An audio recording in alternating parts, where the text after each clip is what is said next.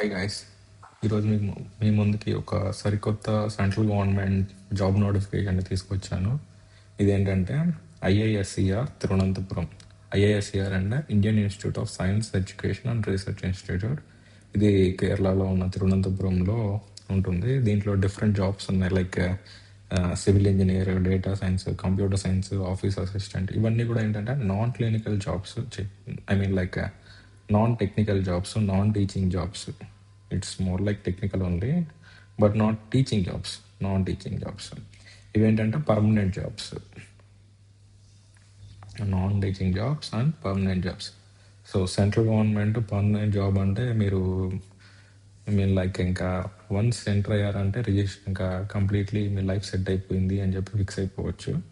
So దీంట్లో pay వచ్చేసరికి 7th CPC, అంటే సెంట్రల్ పే వచ్చేసరికి 7th గ్రేడ్ ఉంటుంది. 7th గ్రేడ్ అంటే ఆల్మోస్ట్ స్టార్టింగ్ వచ్చేసి మనకి 44.9, I think somewhere around.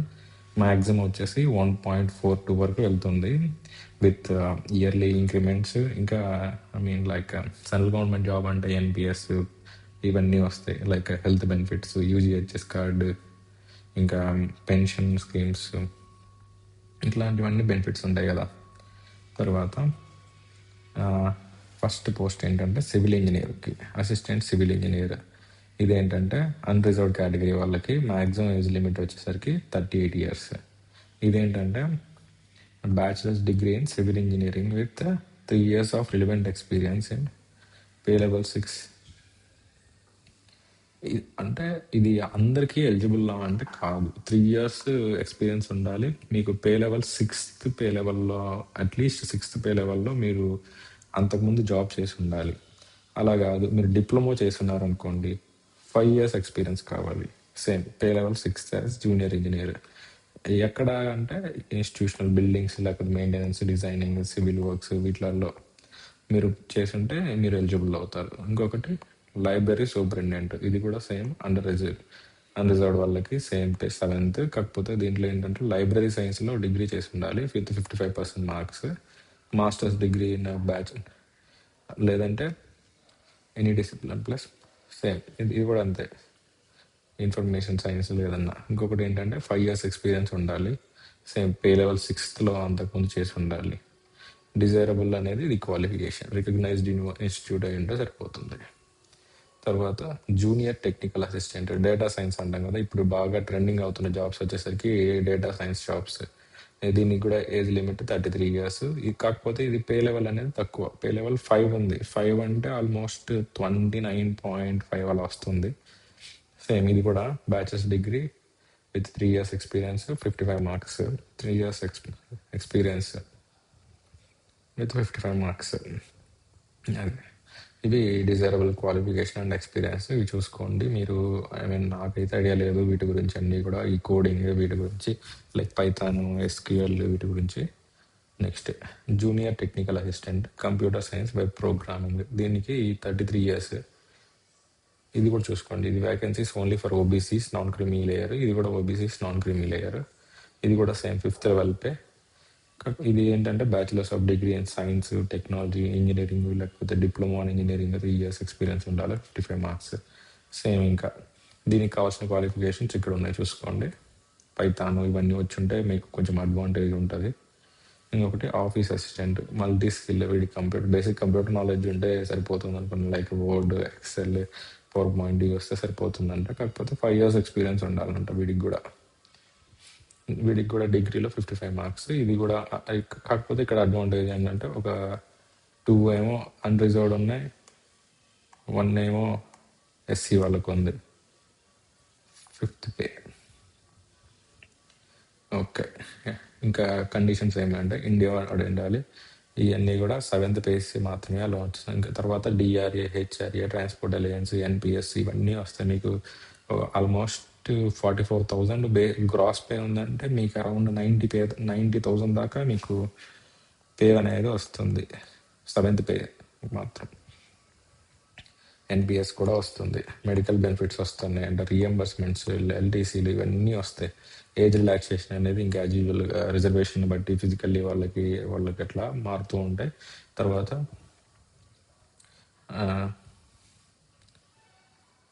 1 year service చేసి ఉండాలి. దాని తర్వాత క్వాలిఫికేషన్స్ ఇవన్నీ ఉన్న వాళ్ళు మాత్రమే అలో చేసుకోండి. ఇంకొకటి ఏంటంటే మీకు అప్రెంటిస్ ప్రోగ్రామ్స్ అలాంటివి మీకు ఎక్స్పీరియన్స్ లాగా కన్సిడర్ చేయరు. మినిమం రిక్వైర్మెంట్స్ ఇవన్నీ చూసుకోండి కరెక్ట్గా, లేకపోతే మిమ్మల్ని అటెస్ట్ చేయరు. అదే I mean like application reject అయిపోతుంది ఓకే.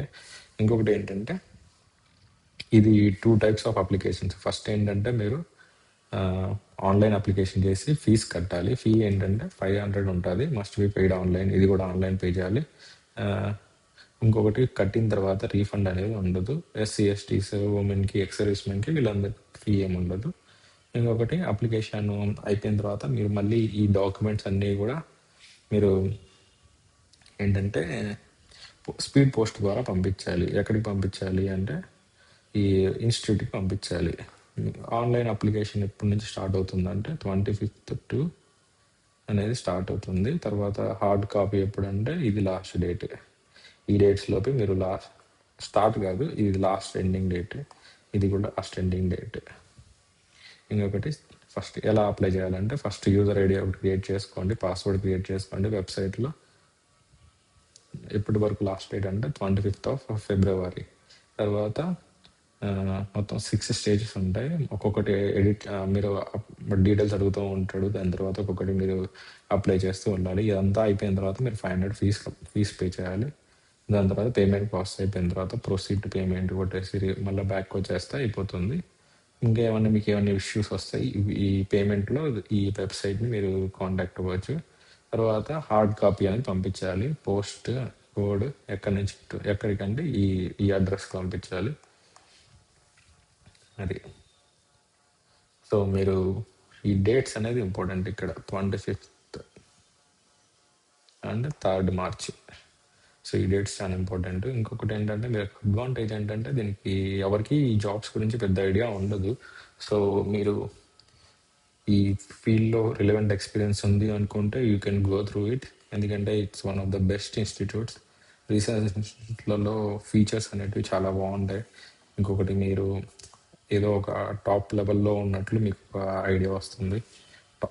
టాప్ లెవెల్లో ఉన్నట్టు కాదు, you are working with the top of the top brains అని అనుకోవచ్చు ఈ రీసెర్చ్ ఇన్స్టిట్యూట్స్లలో ఉండే వాళ్ళల్లో.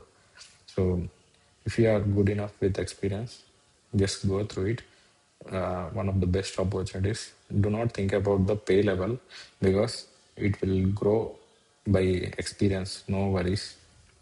బేసిక్ పే 7th పేనే అనుకోని మీరు అలా అవ్వద్దండి. ఎందుకంటే పే అనేది మీకు ఖచ్చితంగా పెరుగుతుంది. ఒక అట్రాక్టివ్ సాలరీ వస్తుంది. మీరు బయట ఈ జాబ్ సెక్యూరిటీ లేకుండా ఉండేదానికంటే ఇది one of the best jobs అనే చెప్తున్నా.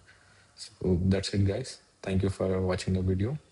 ఇంకా ఇలాంటి జాబ్ అప్డేట్స్ కోసం లేదా మీకు ఏమైనా డౌట్స్ ఉన్నా యూ కెన్ మెసేజ్ మీ, లేదా కామెంట్ చేయండి, లేదా సబ్స్క్రైబ్ చేసుకోండి. రోజు ఇలాంటి వీడియోస్ వస్తూ ఉంటాయి. Thank you for watching the video. Thank you.